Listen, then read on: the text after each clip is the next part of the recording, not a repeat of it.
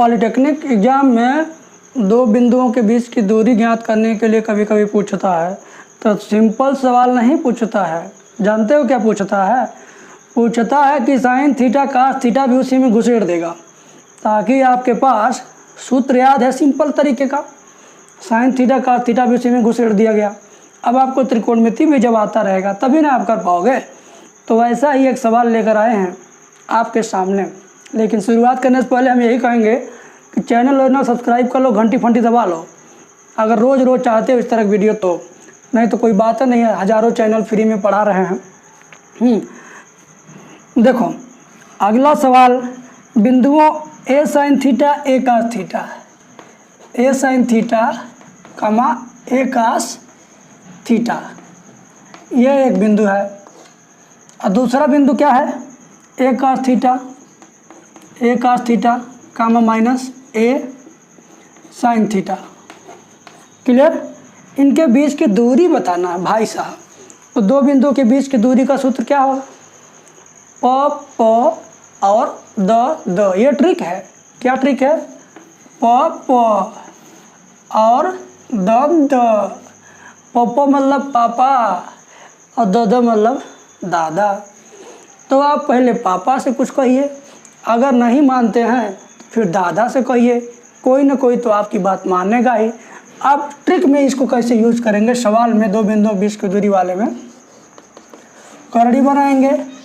पहले हम प के पास पहुंचेंगे, यानी प मतलब पहला वाला पद इसमें से, फिर प मतलब इसमें का पहला वाला पद।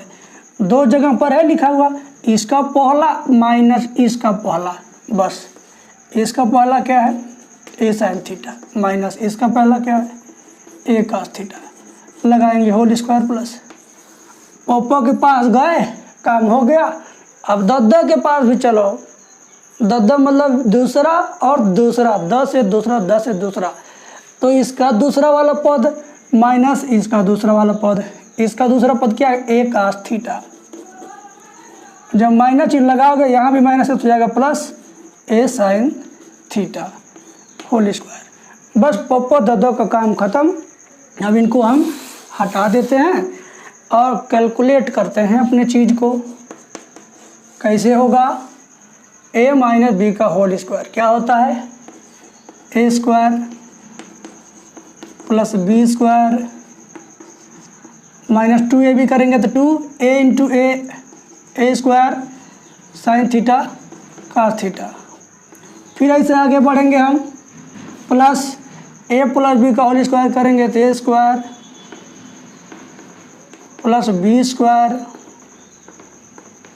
माइनस 2a भी करेंगे तो 2 इंटू ए स्क्वायर। तो यहाँ प्लस होगा क्योंकि ये प्लस है ना, तो plus 2a square sine theta cos theta. भाई एक ही लाइन परेशानी थी, अब परेशानी दूर हो गई। क्या? देखो मैंने बहुत छोटा लिखा है, ये लास्ट वाला कट जाएगा इससे। बाकी कैसे क्या होगा देखो, बड़ा आसान है।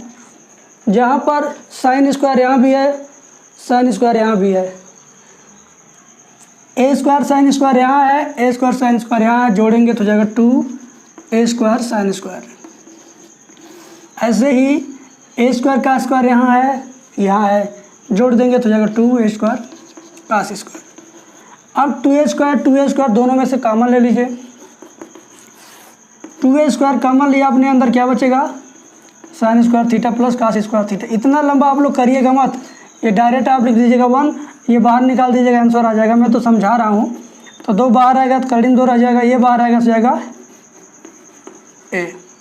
2 आया बाहर, करड़ी में रह गया, ये बाहर गया तो बाहर हो गया, और इसका वैल्यू 1 हो गया तो 1 की कोई वैल्यू नहीं है यहाँ पर। डी का मान करड़ी में 2a आ गया। यही होगा इसका आंसर। कौन से विकल्प में है? विकल्प नंबर ये पहला वाला ही सही है। a रूट में 2 इकाई, a रूट में 2 इकाई ना मेरे भाई, समझ में आ गया?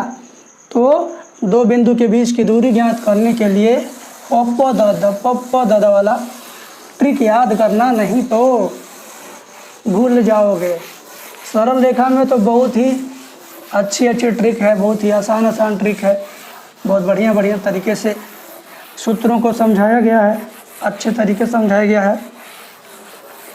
एक और सवाल मैं आपको बता रहा हूँ, यदि आप चाहते हो कि इसी तरीके की वीडियो पा करके पूरा पॉलीटेक्निक एंट्रेंस एग्जाम क्वालिफाई करना, एक अच्छा कॉलेज पाना, अच्छा रैंक पाना, तो आप किसी भी यूट्यूब चैनल पर जाओगे तो कोई भी यूट्यूब वाला आपको पूरा सिलेबस नहीं पढ़ाएगा, सीरियल वाइज नहीं पढ़ाएगा, एक किनारे से A to Z नहीं पढ़ाएगा। लोग बीच बीच में सिर्फ वीडियो डालते हैं चैनल पर और वैसा ही आपको मिल जाता है, जिससे आपकी पूरी तैयारी नहीं हो पाती है। यदि आपको चाहिए 50 चैप्टर, इस तरीके से 50 चैप्टर कंप्लीट मैथ चाहिए, 24 चैप्टर फिजिक्स चाहिए और 24 चैप्टर केमिस्ट्री चाहिए और साथ में 2300 क्वेश्चन का PDF क्वेश्चन चाहिए। PDF क्वेश्चन भी रहेगा और उसका सॉल्यूशन भी रहेगा। ये सारी चीज़ें यदि आप चाहते हैं कि आपको मिल जाए और आपकी परीक्षा अच्छे से निकल जाए, आप एक अच्छा रैंक पा सको और एक अच्छे कॉलेज में एडमिशन पा सको, तो इसके लिए क्या करना है, आपको मेरे व्हाट्सएप नंबर 7525 81 80 38 पर POLY पॉली लिख करके व्हाट्सएप करना है। हम आपको ये सारी चीज़ें देंगे लेकिन थोड़ी सी फीस लेंगे। आप अगर इतनी चीज़ें मार्केट में जाकर पढ़ेंगे, किसी कोचिंग सेंटर पर, किसी शहर में या कहीं भी गांव में, तो कोई आपसे 5000 लेगा इतना सारा चीज़ पढ़ाने का, कोई आपसे 4000 रुपये लेगा, कोई आपसे 3000 रुपये लेगा, कोई आपसे 2000 लेगा। यदि गांव में भी पढ़ोगे इतना सारा पढ़ाने का, आपसे 2000 तो कम से कम लिया ही जाएगा।